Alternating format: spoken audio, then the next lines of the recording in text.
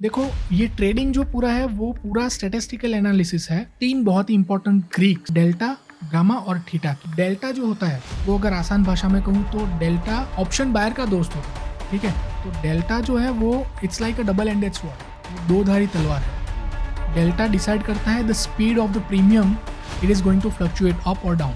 अब डेल्टा कैसे बढ़ता है, तब पिक्चर में आता है गामा। इतना याद रखो कि डेल्टा अगर कम है तो ऑप्शन बायर के लिए वो अच्छी बात नहीं है, क्योंकि मार्केट काफ़ी अच्छा मूव देगा, फिर भी आप अपने प्रीमियम में इतना मुनाफा नहीं देख पाओ। लेकिन एक और चीज़ कनेक्टेड वो है थीटा। लेकिन ये थीटा जो है ना वो कांस्टेंट है, मार्केट मूव करे या ना करे, थीटा अपना काम करेगा। तो ऑप्शन बायर को डेल्टा पे जितना ध्यान देना चाहिए उतना ही थीटा पे ध्यान देना चाहिए। तो सेलर की गेम थोड़ी रिस्की है, बायर से ज़्यादा रिस्की है देखा जाए तो, लेकिन विनिंग रेट भी सेलर में ही ज़्यादा है क्योंकि उसके पास है थीटा। तो स्वागत है आपका आज के हमारे नए पॉडकास्ट में। आज के जो हमारे गेस्ट हैं मिस्टर चिंतन रोटलीवाला, जो कि फाउंडर हैं हैप्पी ट्रेड के। सो हेलो चिंतन सर। हेलो। कैसे हो आप? बस बढ़िया। ओके सर, तो आज का जो टॉपिक रहने वाला है हमारा वो पूरी तरीके से टेक्निकल होने वाला है अबाउट ट्रेडिंग। राइट। एक हाँ, जब हम देखेंगे ट्रेडिंग के पीछे का जो साइंस है, एक मैथ साइंस है, वो किस तरीके से काम करता है। तो एक नया ट्रेडर जब ट्रेड लेना स्टार्ट करता है तो काफ़ी सारी चीज़ें वो स्टडी करता है। एक ऑप्शन चेन जब वो खोलता है तो उसके सामने काफ़ी सारी चीज़ें होती है। एलटीपी होती है, आईटीएम होता है, ओटीएम होता है, एटीएम होता है। उसमें से उसे कौन सी चीज़ें देखनी चाहिए और कौन सी चीज़ें उसे इग्नोर करनी चाहिए, या फिर सारी चीज़ों को उसको स्टडी करना चाहिए। उसके मामले में आप कुछ कह पाओ तो। देखो, स्टडी तो पूरी ऑप्शन चेंज करनी पड़ेगी उसको, राइट। लेकिन जैसा आपने पूछा कि कौन सी स्ट्राइक प्राइस उसे लेनी चाहिए, हाँ। ठीक है, ज़्यादातर यही सजेशन में होता है कि आईटीएम और एटीएम ही लेनी है स्ट्राइक प्राइस। राइट। लेकिन ऐसा क्यों, उसके पीछे साइंस है जो आपने बताया। देखो, ये ट्रेडिंग जो पूरा है वो पूरा स्टैटिस्टिकल एनालिसिस है, लेकिन इसके पीछे एक साइंस है। थोड़ा डीप में अगर कहूँ तो एक मैथमेटिक्स है। 3 बहुत ही इंपॉर्टेंट ग्रीक्स जो बहुत ही इंपॉर्टेंट है, जिसे हमेशा कंसीडर करना चाहिए। ठीक है, वैसे ग्रीक्स तो बहुत है, लेकिन 3 इंपॉर्टेंट ग्रीक्स के बारे में मैं आपको बताता हूँ। इससे स्ट्राइक प्राइस सिलेक्शन बहुत इजी हो जाता है। ठीक है, हम बात करेंगे डेल्टा, गामा और थीटा की। ऑप्शन बायर के पॉइंट ऑफ व्यू से हम एक बार देखेंगे ऑप्शन चेन को। तो डेल्टा जो होता है वो अगर आसान भाषा में कहूँ तो डेल्टा ऑप्शन बायर का दोस्त होता है। डेल्टा जितना ज़्यादा होगा, किसी भी स्ट्राइक प्राइस का प्रीमियम उतना ही ज़्यादा बढ़ेगा। Delta is the speed of how fast your premium is going to fluctuate. ठीक है, अगर मान लो 100 पॉइंट मार्केट मूव करता है, 50,000 पे बैंक निफ्टी चल रही है, मैं उसके एटीएम की स्ट्राइक प्राइस की बात कर रहा हूँ। ठीक है, एटीएम के 50,000 है और आपने कॉल लिया हुआ है क्योंकि आपको लगता है मार्केट अप ट्रेंड में जाएगा। ठीक है, तो अगर मार्केट ने 100 पॉइंट अप मूव किया तो उसका डेल्टा 0.5 रहता है। तो 0.5 यानी आपके प्रीमियम में 150 रुपये का, 100 रुपये का जो स्ट्राइक प्राइस होगा, 100 रुपये अगर उसका प्रीमियम प्राइस होगा तो वो 50 रुपये उसमें बढ़ जाएंगे। 0.5 का डेल्टा है तो 50 रुपये उसमें बढ़ जाएंगे। ठीक है, तो डेल्टा जितना ज़्यादा होगा आपके प्रीमियम की प्राइस उतनी ही ज़्यादा अप या डाउन जाएगी। इसी तरह अगर आपने कॉल लिया और अगर ट्रेड आपके अगेंस्ट में चला गया, मार्केट की डायरेक्शन आपके अगेंस्ट चली गई, तो कॉल उसी स्पीड से आपका प्रीमियम घटा भी देगा। ठीक है, तो डेल्टा जो है वो it's like a double ended sword, वो दो धारी तलवार है। डेल्टा डिसाइड करता है the speed of the premium, it is going to fluctuate up और डाउन। ठीक है, आप ये समझ गए, तो डेल्टा आपको देखना है। तो इसीलिए लोग सजेस्ट करते हैं कि ज़्यादातर आईटीएम या एटीएम के स्ट्राइक प्राइस को ही आप बाई करिए, क्योंकि उसका डेल्टा ज़्यादा होता है। जितना आउट ऑफ द मनी जाओगे उतना डेल्टा कम होगा। उसके बाद ये रहेगा कि अगर आप 0.2 0.3 का डेल्टा अगर होगा और वो स्ट्राइक प्राइस आपने बाई की हुई है, तो मार्केट चाहे कितना भी मूवमेंट क्यों ना दे दे, आप अपने प्रीमियम में उतना रेज नहीं देखोगे। ठीक है, क्योंकि डेल्टा कम है, क्योंकि वो आपका प्रीमियम इतनी तेज़ी से नहीं बढ़ेगा। लेकिन दूसरा प्लस पॉइंट क्या है कि मार्केट अगर एक ट्रेंड में जा रहा है, अगर अप साइड जा रहा है, तो डेल्टा भी बढ़ता है। 0.2 का जो डेल्टा होता है ना, वो अगर मार्केट अप जा रहा है तो 0.2 का डेल्टा 0.3 हो जाता है, 0.4 0.5 वो डेल्टा बढ़ता जाता है। ठीक है, तो अब डेल्टा कैसे बढ़ता है, तब पिक्चर में आता है gamma. Gamma is the fuel of delta. ठीक है, एक 0.3 एक स्ट्राइक प्राइस है जिसका डेल्टा समझ लो 0.3 है या 0.4 है। ठीक है, वो 0.4 से 0.5 कैसे जाएगा, कितनी तेज़ी से जाएगा, डेल्टा कितना बढ़ेगा कौन सी स्ट्राइक प्राइस का, ये डिसाइड होता है गामा से। ठीक है, तो gamma is the fuel of delta. Gamma speed देता है डेल्टा, गामा स्पीड देता है। राइट गामा का जो वैल्यू होता है ना, वो पैरामीटर मान लो कि डेल्टा की बढ़ने की स्पीड है, आप ऐसा समझ लो, राइट ठीक है। और delta is the fuel of premium, right ठीक है। लेकिन इतना याद रखो कि डेल्टा अगर कम है तो ऑप्शन बायर के लिए वो अच्छी बात नहीं है, क्योंकि मार्केट काफ़ी अच्छा मूव देगा, फिर भी आप अपने प्रीमियम में इतना मुनाफा नहीं देख पाओगे। ये तीनों चीज़ें connected actually, gamma, delta and then price. हाँ बिल्कुल, राइट बिल्कुल। लेकिन एक और चीज़ कनेक्टेड है, हाँ वो है थीटा। ओके देखो, डेल्टा की बात करें, गामा की बात करें, ये सारे डिपेंडेंट है मार्केट की मूवमेंट पर। मार्केट कितना मूव करता है उससे डिपेंड करता है, ठीक है। अगर मार्केट साइडवेज रहा या वॉलेटाइल रहा तो आपके डेल्टा में उस हिसाब से चेंजेस देखने को मिलेंगे। लेकिन ये थीटा जो है ना, वो कांस्टेंट है। मार्केट मूव करे या ना करे, थीटा अपना काम करेगा। Theta represents time, okay theta represents time, always remember this, ठीक है। थीटा जो होता है वो डिसाइड करता है कि आपका प्रीमियम कितनी तेजी से डीके होगा, मतलब आपके प्रीमियम कितना तेजी से टूटेगा, ओके ठीक है। आपने एक स्ट्राइक प्राइस ले ली है, 50,000 की स्ट्राइक प्राइस की बात करता हूँ, मान लो उसका प्रीमियम 100 है और आज मार्केट ने कोई मूवमेंट नहीं दी, वो ऊपर नीचे करके 50,000 पे ही बंद हो गया, ऐसा मान लेते हैं, ओके ठीक है। तो आप मानते हो कि आपकी स्ट्राइक प्राइस का प्रीमियम 100 ही रहेगा? उतना ही रहना चाहिए एक्चुअली। नहीं रहना चाहिए, अच्छा। ऐसा नहीं होता, क्योंकि जैसे जैसे एक्सपायरी नज़दीक आती है थीटा अपना काम करेगा। ओके राइट दूसरे दिन आप जब, अगर आपने उस पोजीशन को होल्ड किया है तो दूसरे दिन अगर आप देखोगे, जैसे ही मार्केट शुरू होगा वो 100 रुपये 80 रुपये हो जाएंगे, 20 रुपये गया, कौन खा गया? थीटा, टाइम टाइम, टाइम खा गया। ओके। टाइम के साथ वो डेप्रिशिएशन होगा ही होगा, ठीक है। एक स्ट्राइक प्राइस के प्रीमियम में दो तरह की वैल्यू होती है, एक टाइम वैल्यू होती है, एक इंट्रिंसिक वैल्यू होती है, इंट्रिंसिक वैल्यू, राइट ठीक है। तो टाइम वैल्यू तो थीटा खा ही जाएगा, आप समझ लो, टाइम अपना काम करेगा। एग्जैक्टली राइट तो ऑप्शन बायर को डेल्टा पे जितना ध्यान देना चाहिए उतना ही थीटा पे ध्यान देना चाहिए, ठीक है। उसका थीटा कितना, थीटा कॉमन होता है, कॉल का पुट का दोनों का कॉमन थीटा होता है, एक स्ट्राइक प्राइस का एक थीटा होता है, वो आप देख लो, ठीक है। आपको मतलब ऐसा स्ट्राइक प्राइस, अगर आप एकदम इन द मनी चले गए, ठीक है, आप सोच रहे हो डेल्टा बहुत ज़्यादा है, मैं ज़्यादा इन द मनी, आपका कैपिटल ऑब्वियसली बहुत ज़्यादा यूज़ होगा अगर इन द मनी कॉल आप बाई Right, करते हो तो, लेकिन आपको ये भी देखना है कि इसका थीटा डीके कितना है, ओके ठीक है। अगर उसका थीटा ज़्यादा हुआ तो वो आपको अवॉइड करना है, ओके ओके, क्योंकि थीटा अपना काम करेगा। जैसे मैं बोल रहा हूँ, अगर मार्केट ने कोई मूव नहीं दिया तो आपका प्रॉफिट तो बनने से रहा, ऊपर से थीटा आपका कहा जाएगा प्रीमियम, सही कहा आपने। राइट। तो डेल्टा, थीटा और गामा, ये स्टडी करना बहुत ज़रूरी है अगर आप ऑप्शन बायर है तो। आपने कहा डेल्टा जो होता है वो बायर का फ्रेंड है, जी, उसी तरीके से सेलर का फ्रेंड कौन है अगर मैं ये Seller- पूछूं तो? हाँ सेलर का फ्रेंड, देखो सेलिंग इटसेल्फ मार्केट की प्रोबेबली मतलब विनिंग रेट को बढ़ा देता है। आप जो सुन रहे हो ना, मार्केट में चल रहा है कि 90% of the traders are making loss 90% of the time, right वो ऑप्शन बायर्स ही है। अच्छा ऑप्शन सेलर लॉस नहीं करता, मैं ये नहीं कहता, लेकिन विनिंग रेट जो है वो सेलर की ज़्यादा होती है हमेशा। अगर आप ऑप्शन सेलिंग कर रहे हो ना तो 60% चांसेस है कि आपका विनिंग ट्रेड रहेगा। ओके तो सेलर को वैसे किसी दोस्त की ज़रूरत नहीं है, लेकिन जैसा मैंने कहा कि अगर थीटा प्रीमियम को खा रहा है तो वो सेलर का फ्रेंड हुआ। मैं आपको समझाता हूँ, 50,000 की स्ट्राइक प्राइस है एटीएम बैंक निफ्टी, आपने कॉल खरीदा है 100 रुपये के प्रीमियम पे, ठीक है। राइट मार्केट ने कोई मूवमेंट नहीं दिया, अब एज ए सेलर अगर मैं वो स्ट्राइक प्राइस सेल करता हूँ, 100 रुपये की हाँ। प्रीमियम वाला स्ट्राइक प्राइस मैं सेल करता हूँ और मार्केट ने कोई मूवमेंट नहीं दिया, दूसरे दिन वो 100 रुपये 80 रुपये हो जाएगा, ओके ठीक है। तो मैंने 100 में बेचा है और आज उसका भाव चल रहा है 80 रुपये, तो 20 रुपये के मुनाफे में मैं ऐसे ही आ गया, उसे किसी मूवमेंट की ज़रूरत नहीं है। तो थीटा एक तरह से देखे, अगर आपका सवाल का सही जवाब होगा तो थीटा जो है वो सेलर का फ्रेंड है, ठीक है।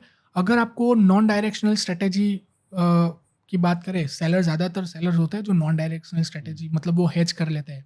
हेजिंग क्या होता है मैं आपको बताता हूँ, वो लोग थीटा पे रिलाई करते हैं, सेलर जो होता है ना वो थीटा पे रिलाई करता है, ठीक है। वो अच्छी खासी स्ट्राइक प्राइस जो होती है ना, जिसका प्रीमियम बहुत ज़्यादा होता है, वो स्ट्राइक प्राइस सेल कर देगा। जैसे किसी स्ट्राइक प्राइस का 500 या 700 रुपये अगर स्ट्राइक प्राइस का प्रीमियम चल रहा है, मैं अगर उसे सेल कर देता हूँ और एक दिन या 2 दिन मैंने स्टॉक को अपने ट्रेड को होल्ड कर दिया, तो 2-3 दिन तक मार्केट मूवमेंट दे या ना दे, थीटा अपना काम थीटा तो करेगा, अपना काम करेगा। थीटा अपना काम करेगा, तो जो डीके हो गया ना वो मेरा मुनाफा।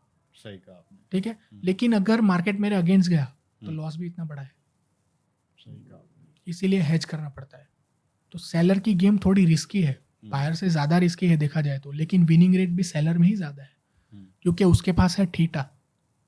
ठीक है, डेल्टा की तरह थीटा डबल एंडेड स्वॉर्ड नहीं है, सही कहा। वो एक ही दिशा में काम करता है। उसका काम है प्रीमियम को खाना, वो प्रीमियम को खाएगा। ठीक है, समझ रहे हो बात को? सही कहा, सही कहा। तो इसी तरह डेल्टा और थीटा काम करता है। अब मैंने बोला हेजिंग, हेजिंग क्यों करना पड़ता है? ठीक है, अब डेल्टा और थीटा दोनों यहाँ पे पिक्चर में आते हैं। अब देखो, मैंने कहा सेलर को अनलिमिटेड लॉस होता है, सेलर को बहुत ज़्यादा लॉस होता है, मतलब बायर के मुकाबले सेलर को ज़्यादा लॉस होता है। कैसे?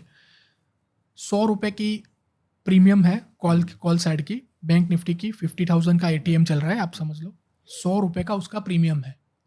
ठीक है, और सेलर ने सोचा कि मार्केट डाउन जाएगा, मैं 100 रुपये का प्रीमियम, 100 रुपये की जो स्ट्राइक प्राइस है ना, 50,000 की स्ट्राइक प्राइस का कॉल बेच देता हूँ। उसने सेल कर दिया 50,000 के स्ट्राइक प्राइस के कॉल को, 100 रुपये जिसका भाव था वो सेल कर दिया।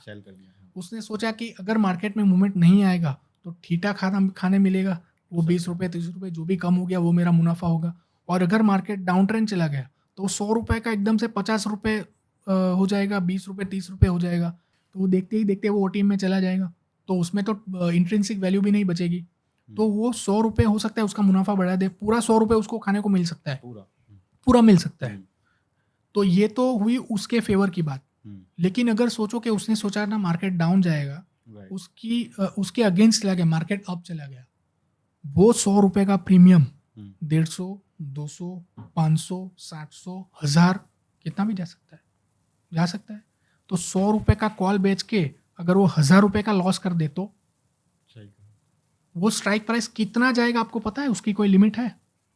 कोई लिमिट नहीं। प्रैक्टिकली मतलब ऐसा होता नहीं है, लेकिन थियरिकली देखा जाए तो मार्केट कितना बढ़ सकता है? मार्केट अनलिमिटेड बढ़ सकता है, इन्फिनिटी बढ़ सकता है। इसीलिए सेलर का ऐसा कहा जाता है कि सेलर का लॉस इन्फिनिटी होता है। ठीक है, तो ज़्यादातर सेलर्स क्या करते हैं? नेकेड सेलिंग नहीं करते। मैं 100 रुपये का स्ट्राइक प्राइस बेच के उसे होल्ड नहीं करूँगा। कल अगर मार्केट मेरे अगेंस्ट में गैप अप खुल गया तो मैं बहुत बड़ा लॉस कर दूंगा, मार्जिन कॉल आने लगेंगे मुझे ब्रोकर से। सही कहा। इसीलिए मैं क्या करूँगा? अपने ट्रेड को हेज कर लूँगा। मैं एक और प्रीमियम, एक और स्ट्राइक प्राइस को बाय कर लूँगा जो मेरे लॉस को कवर करेगा। ठीक है, अगर मैं ये सोच रहा हूँ कि 100 रुपये का प्रीमियम है, मार्केट तो डाउन जाएगा, मैं इसे बेच देता हूँ, लेकिन मैं उसे अपने रिस्क को मिनिमाइज करने के लिए एक कॉल बाय भी कर लूँगा। मैं एक कॉल बाय कर लूँगा, क्योंकि अगर कल उठ के मार्केट अप चला गया तो सेल में मुझे जो लॉस होने वाला है ना, वो कॉल कवर कर लेगा बाय करके। क्योंकि जो मैंने बाय किया हुआ उसका प्रीमियम बढ़ रहा है, सेल का प्रीमियम मेरा जो वो भी बढ़ रहा है, इसीलिए मैं लॉस में हूँ। ठीक है, तो वो लॉस को कवर करने के लिए मैं क्या करूँगा? एक अच्छा सा कोई स्ट्राइक प्राइस जो मेरे मैंने जो ट्रेड लिया हुआ है उसके अराउंड मेरा जो भी स्ट्रेटेजी है, मेरा जो कैपिटल है, मेरी जो इन्वेस्ट करने का मैंने जो सोचा है, उस हिसाब से मैं उसे अगेंस्ट में बाय कर लूँगा एक कॉल को। ठीक है, तो कॉल बाय किया है, वहाँ पे डेल्टा मेरे फेवर में होगा। सही कहा। और अगर मार्केट मेरे फेवर में गया तो सेल जहाँ किया है वो थीटा मेरे फेवर में होगा। ठीक है, तो इसी तरह से डेल्टा थीटा काम करता है। अभी तो इतनी सारी चीजें लोग स्टडी ही नहीं कर रहे। अब जितनी चीजें आपने अभी बताई, अगर मैं नॉर्मल ट्रेडर को पूछता हूँ तो उसे इस मामले में कुछ पता ही नहीं है कि इतनी सारी चीजें भी होती हैं। नहीं, सही है, वो बस अपना एलटीपी देखता है, अपना बजट देखता है और लगा दिया। या तो फिर कई लोग तो ऐसे भी हैं कि भाई मेरे दोस्त ने कहा है कि मुझे ये स्ट्राइक प्राइस खरीदना है, वहां पे वो को एग्जीक्यूट कर दिया बिना देखे, आंख बंद किया, बोला कॉल बाय कर लो, कॉल बाय कर लिया। ऐसे लोगों के लिए आप कुछ मतलब बोलना चाहेंगे? मैं पता नहीं क्या कहूँ, बस यही कहना चाहता हूँ कि आप मार्केट को स्टडी करिए, ग्रीक्स को भी एनालाइज कीजिए, ग्रीक्स जैसे भी कुछ चीज़ होती है।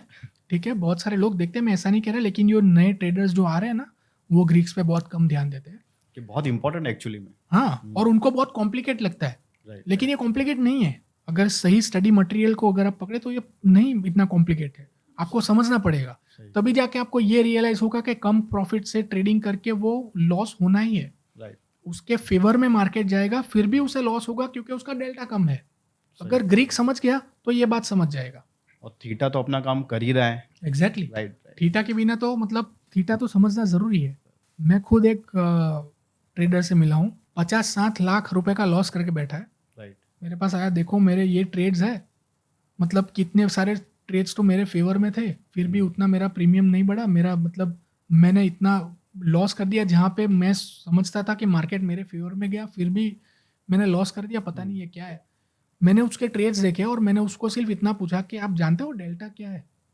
अगर क्या? आपने जो ये स्ट्राइक प्राइस बाई की हुई थी, आपके ट्रेड जर्नल मैंने जब उसका देखा, मैंने कहा कि आपने जब स्ट्राइक प्राइस ली थी, आपको पता है अगर मार्केट 100 पॉइंट मूव करता तो आपका प्रीमियम कितना बढ़ता?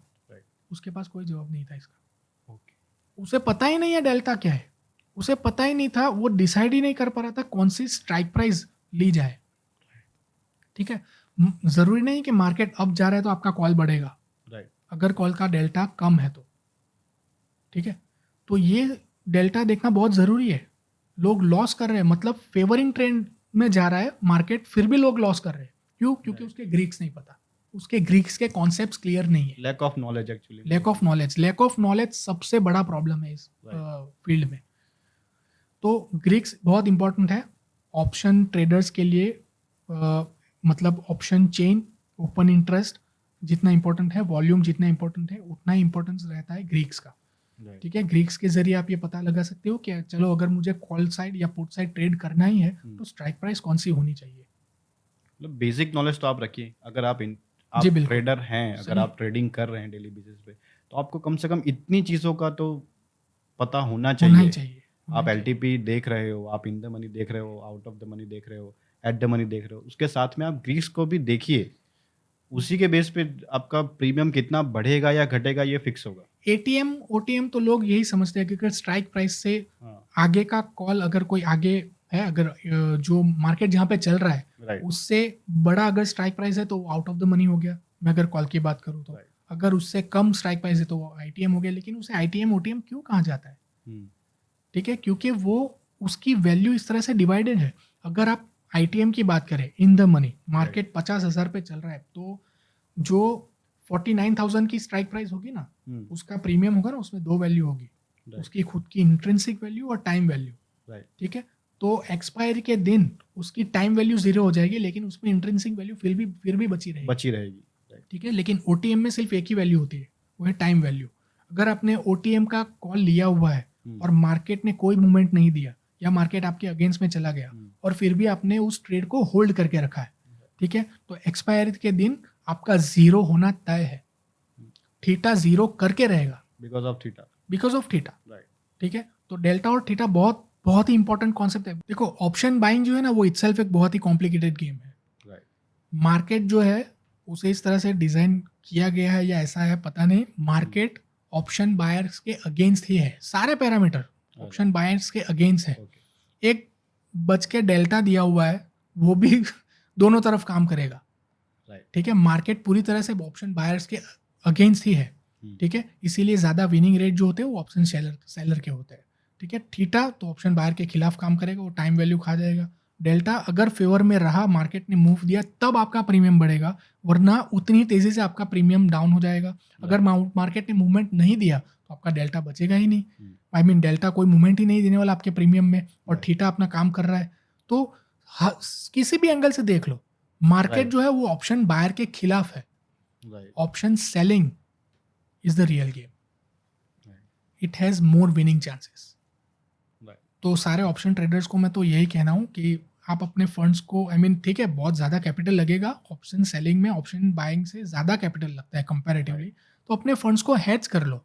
ठीक है, अपने ट्रेड को हेज कर लो, उससे आपका जो कैपिटल है वो काफ़ी हद तक आधा हो जाएगा। 1 लाख में अगर आप किसी स्ट्राइक प्राइस को सेल करते हो, किसी ओटीएम का बाई कर लो, कॉल या पुट, ठीक है, इस तरह से हेज कर लो, तो 1 लाख का काम 50,000 में हो जाएगा। लेकिन 50,000 तो फिर भी चाहिए।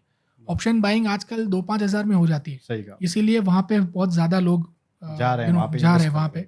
लेकिन अगर सीरियसली आपको अर्न करना है, option selling is the best thing. अब एटलीस्ट मैं समझ सकता हूँ कि हमें काफ़ी चीज़ें हमें देखनी चाहिए ट्रेड लेने से पहले जी। और ये वीडियो देखकर भी काफ़ी लोग सीखे होंगे कि भाई सिर्फ एलटीपी नहीं देखना, हमें ग्रीक्स को भी नज़र में रखना है, और अगर ऑप्शन बायर है तो देखना ही है ग्रीक्स। राइट। उसी के बेस पे आपको स्टॉक प्राइस पे जाना है, आपको स्टडी करना है, और इस तरीके से आप प्रॉफिट कर सकते हो कम से कम। तो थैंक यू सर, जो आपने इतनी सारी चीज़ें हमें समझाई, बताई। बिल्कुल। अगली बार फिर हम मिलेंगे अगले टॉपिक्स पे, अगले कुछ चीज़ों पे और डिस्कशन करेंगे। Sure. Till then sir, wish you a happy trade. Happy trade.